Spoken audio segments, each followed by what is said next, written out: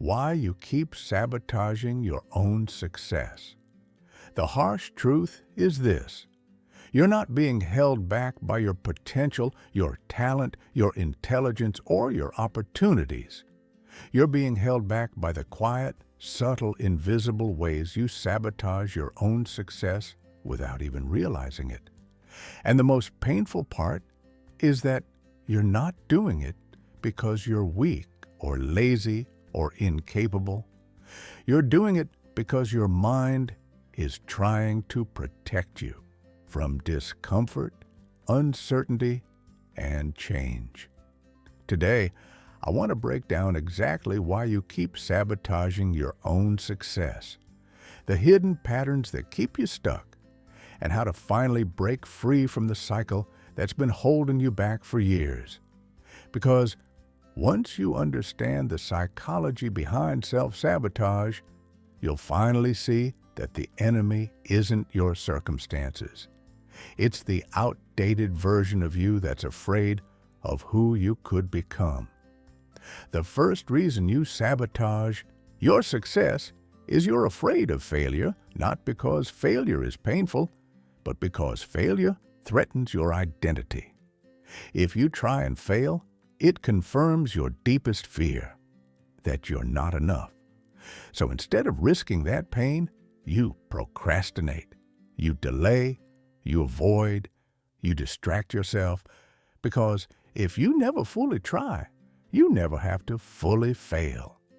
The second reason you sabotage your success is you're afraid of success itself. Success requires responsibility. Success requires consistency. Success requires change. Success requires you to leave behind the version of yourself that's comfortable staying small.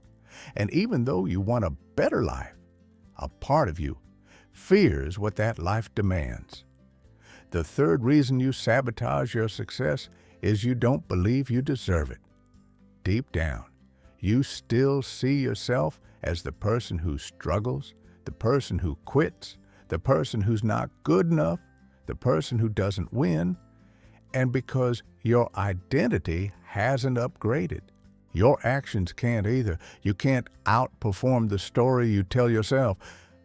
The fourth reason you sabotage your success is you're addicted to instant gratification. Your brain wants what feels good now: comfort, pleasure, distraction, even if it destroys what you want most. You choose scrolling over studying, comfort over discipline, excuses over effort, because your brain is wired to avoid discomfort.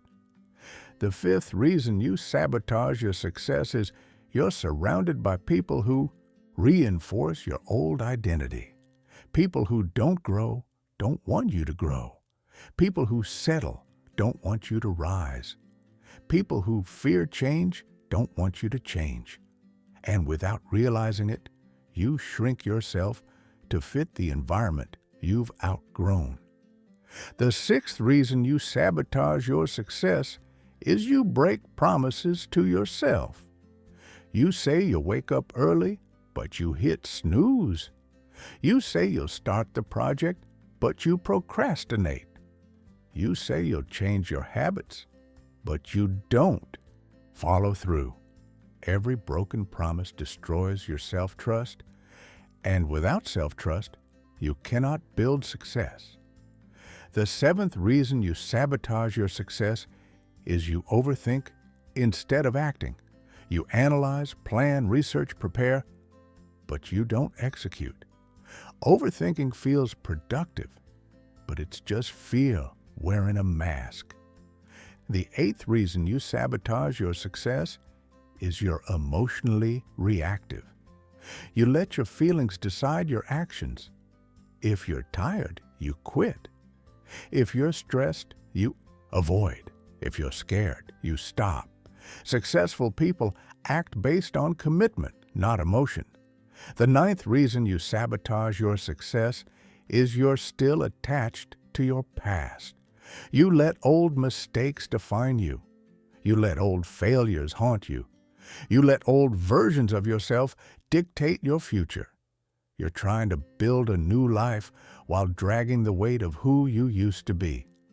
And the 10th reason you sabotage your success is you're waiting. Waiting for motivation, waiting for clarity, waiting for confidence, waiting for the perfect moment. But waiting is the slowest form of self-destruction. Now let me give you some practical scenarios. Imagine someone who wants to start a business. They have ideas, passion, and potential, but they procrastinate. They tell themselves they're not ready. They need more research. They need more time. But the truth is, they're afraid of failing publicly. Meanwhile, someone else starts imperfectly, learns through action, and grows.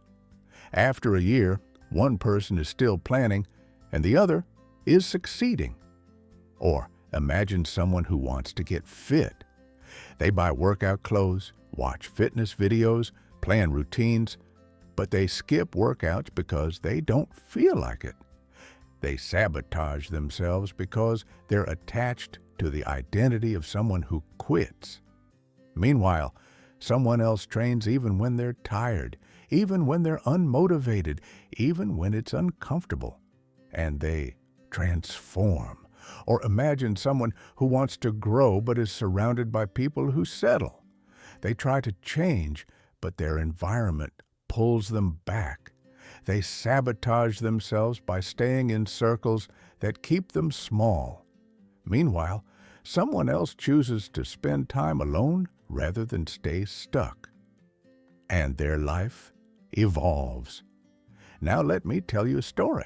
There was a man named Daniel who spent years sabotaging his own success. He wanted to start a business, get healthy, and improve his life. But every time he made progress, he would stop. He would procrastinate, distract himself, or quit.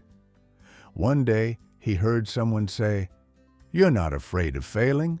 You're afraid of becoming the person you know you could be." That line hit him. He realized he wasn't sabotaging himself because he was weak. He was sabotaging himself because he was scared of responsibility, scared of change, scared of success. So he made a decision. For the next 30 days, he would act like the person he wanted to become. He would show up even when he didn't feel like it. He would keep promises to himself. He would embrace discomfort. He would stop negotiating with his excuses. And slowly, everything changed. After 30 days, he felt different. After 60 days, he acted different. After 90 days, he became different. After a year, he had a business, a stronger body, a sharper mind, and a life he once thought was impossible. Not because he was lucky, but because he stopped sabotaging himself. So here's your actionable takeaway. Identify one way you sabotage yourself: procrastination, overthinking, comfort, fear, inconsistency. And break the pattern today, not tomorrow. Today, one shift, one action, one decision. And here's your closing wisdom. Your success isn't waiting for motivation. It's waiting for you to stop getting in your own way. Follow for more daily wisdom and keep building your success blueprint, one honest step at a time.